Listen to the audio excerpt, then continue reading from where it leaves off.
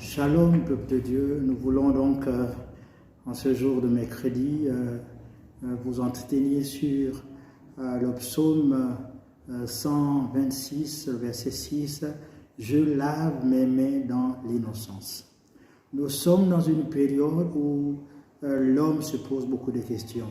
C'est une période tragique et dramatique dans l'histoire de l'humanité à cause de ces différents morts que nous sommes en train de voir dans les réseaux sociaux et dans les informations. C'est un moment où aussi l'homme se pose beaucoup de questions. Certains se demandent si ce n'est pas le châtiment de Dieu, si ce n'est pas mérité tout ce qui arrive à l'humanité. Mais au-delà de toutes ces choses, nous devons savoir comment nous comporter pendant ces temps difficiles.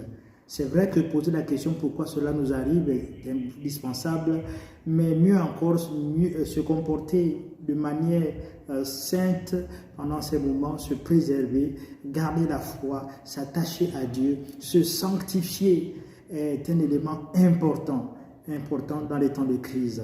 Donc, le psalmiste disait « Je lave mes mains dans l'innocence ». Il est important que nous puissions laver nos mains dans l'innocence.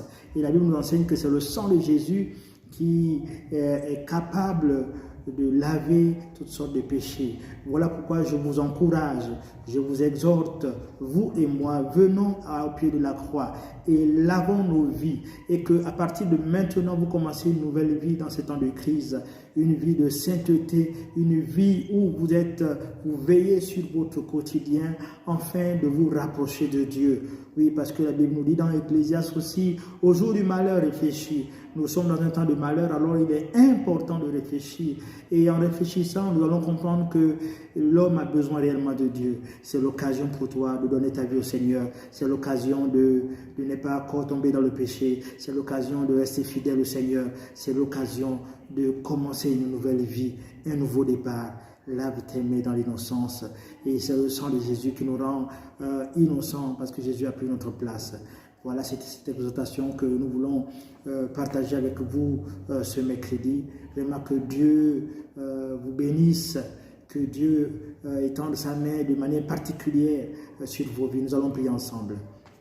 Seigneur, merci. Merci pour le sang de Jésus qui a coulé afin que les péchés de l'humanité soient lavés. Seigneur, lave-nous aujourd'hui. Sanctifie-nous, Seigneur. Accorde-nous ta bienveillance pour que des jours nouveaux se lèvent pour nous, Seigneur, afin que ton nom seul soit glorifié. Au nom de Jésus-Christ. Amen. Voilà, nous avons terminé. Je voudrais vraiment que vous puissiez prendre soin de vous.